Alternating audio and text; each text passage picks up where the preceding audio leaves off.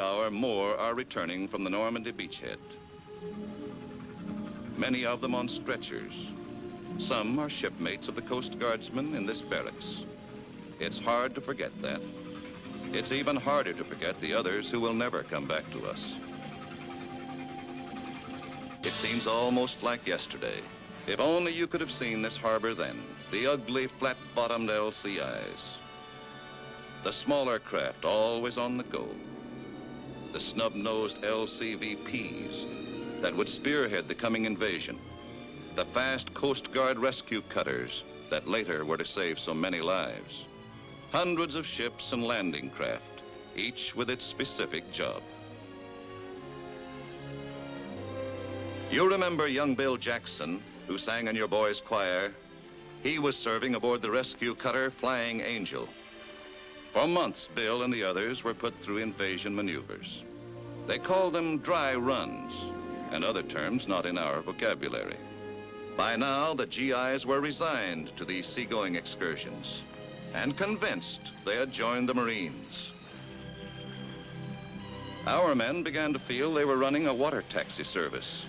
They kept hoping each dry run might turn out to be more than just another rehearsal.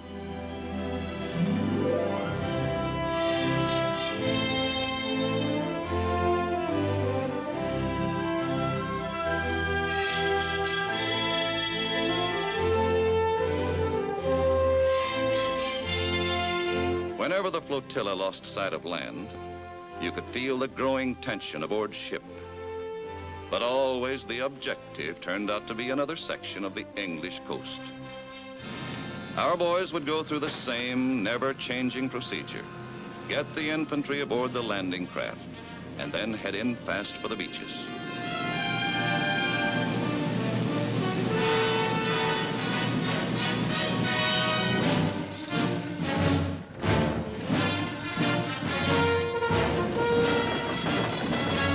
Soldiers and sailors all thought they were pretty good by now. They were, except for a few minor kinks.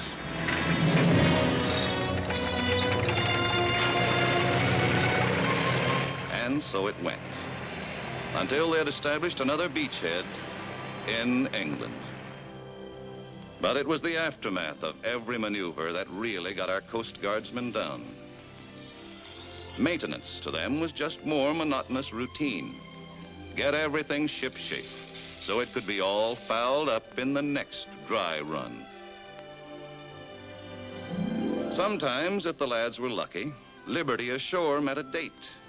They were lonely for the long-remembered friendships of home. It helped, even for a little while, to get away from the ships and the maneuvers and the war they felt they weren't fighting.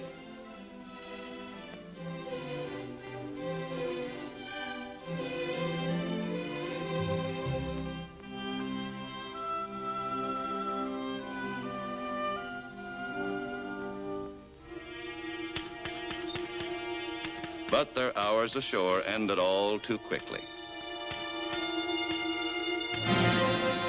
Another day, and once again the harbor swarmed with men and ships.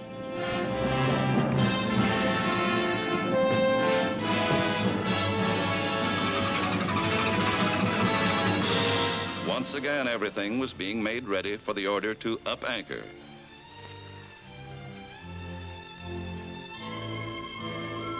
The LCVPs ferried the troops out to the waiting transports.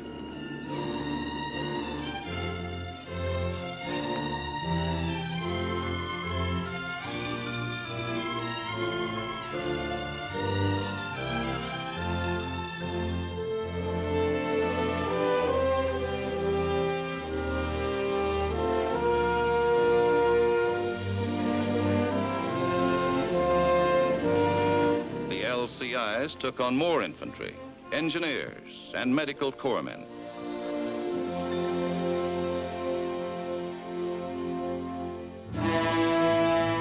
Every man had done it all 100 times before. Every ship and landing craft fitted into the operation like the parts of a jigsaw puzzle. A puzzle that always worked out in the same meaningless pattern. And then it happened. That changed everything. Now the boys knew this wasn't just another war game. This time they would be playing for keeps.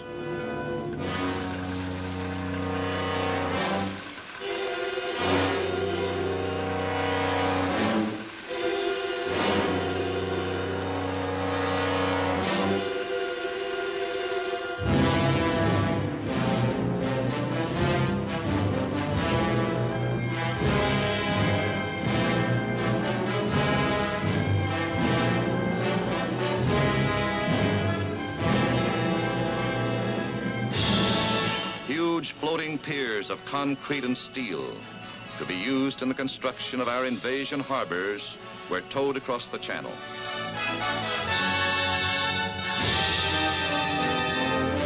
When we headed out this time, many of us wondered when we'd see the cliffs of England again.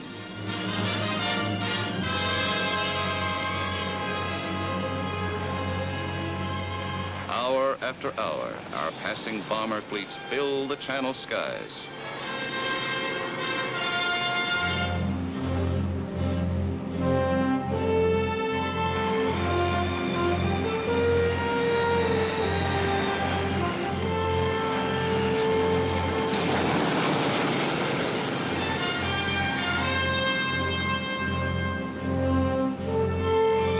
The men were quiet now, each alone with his thoughts and fears.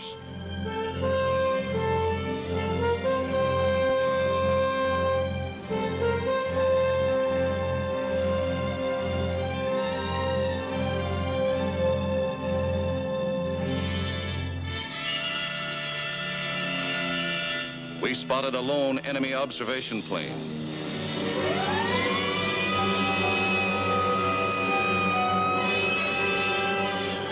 Our anti-aircraft guns went into action.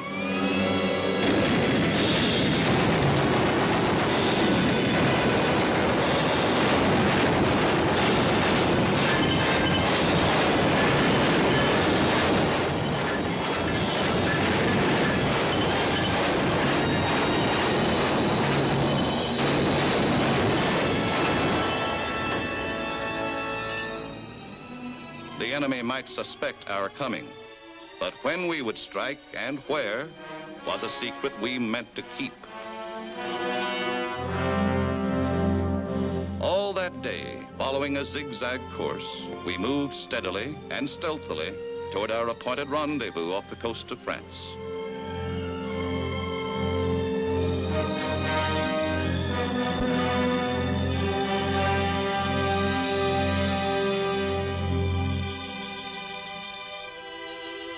With the coming of sunset, all chaplains held services on deck. We were in God's hands now, and every man, no matter what his faith, sought strength and solace in prayer.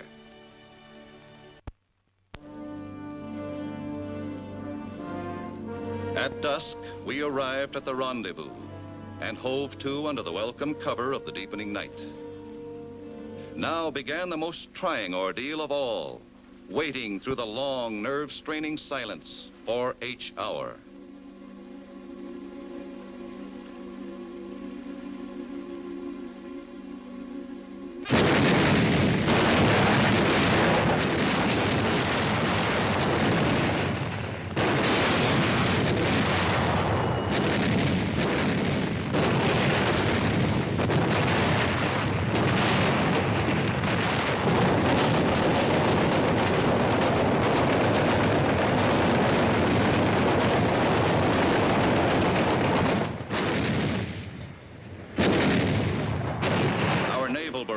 Swept the enemy beaches with brooms of fire. And by dawn, the smaller landing craft were in the water, ready to take on their cargoes of infantry.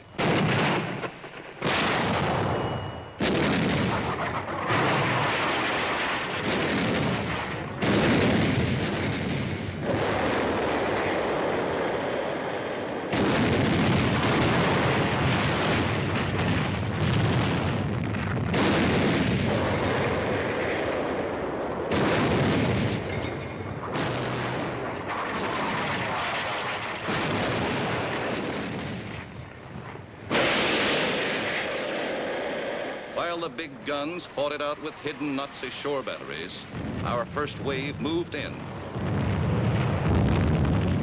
From the skies, hundreds of planes provided air cover for the seaborne invasion below.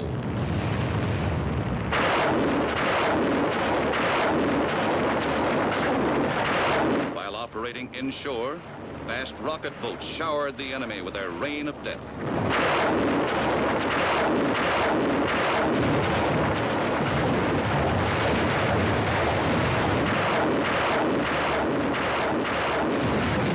LCVPs moved in close to the obstacle barricade and dropped their ramps.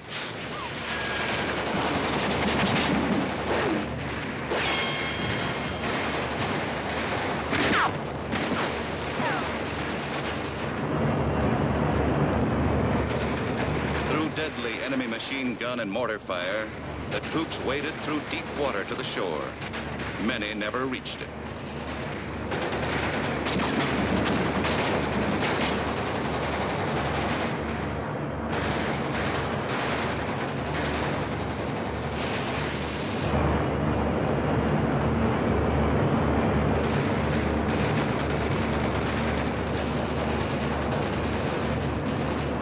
Now the larger LCIs came shouldering in with more infantry to reinforce our hard-won foothold.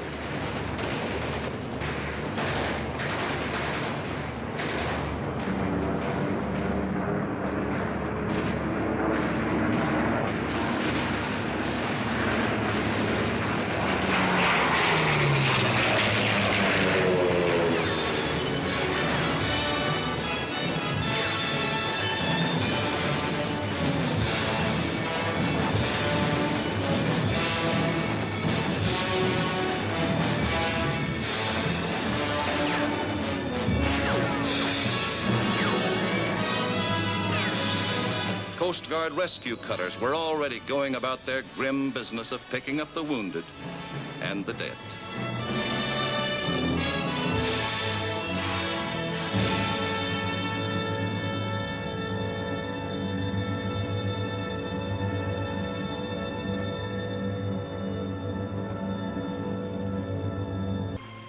We landed more medical field units. The severely wounded were carried to the relative safety of outlying hospital ships and transports.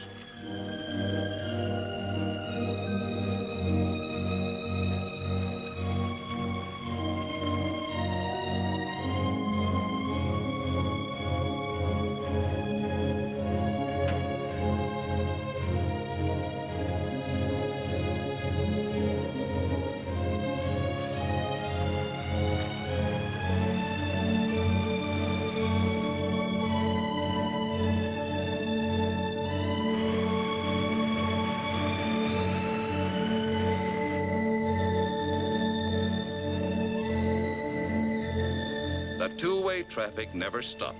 The wounded going out, the ever-growing tide of more men and material pouring in. When the enemy had been pushed back from the beaches, the mammoth LSTs came lumbering ashore with their tons of heavy equipment.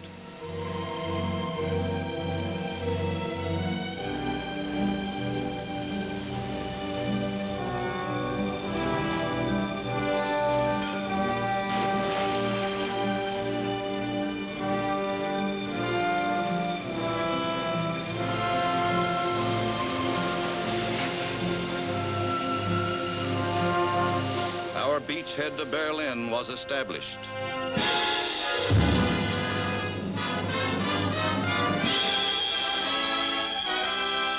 The invasion surged farther inland, gaining power as it went. Now the troops were on their own.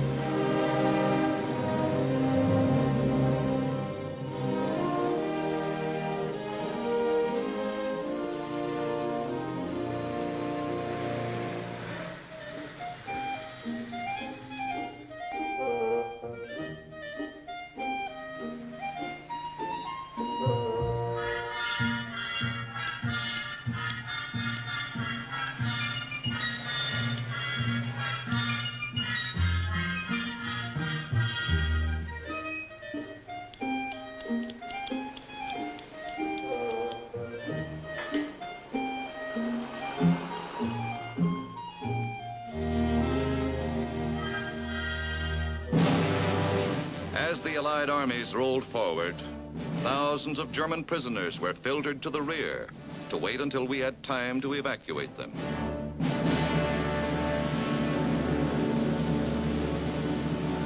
Scores of our older merchant vessels had been scuttled to form protective breakwaters against the treacherous seas.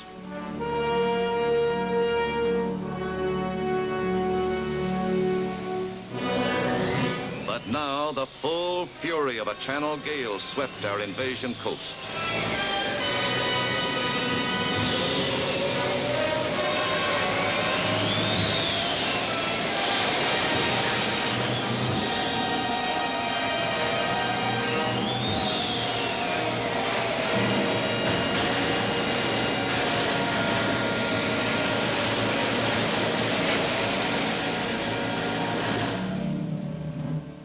The sea had taken its toll, adding to the high price we had already paid in men and ships.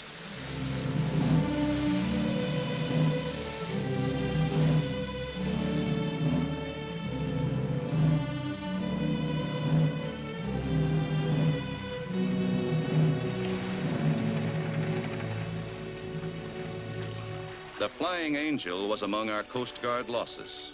Young Bill Jackson will never sing in your choir again. I have already written his parents. That's the hardest part of our task. Those last letters we of the Chaplain Corps must write. There are so many deeds of courage and sacrifice that cannot be measured in mere words. They must be recorded by a much greater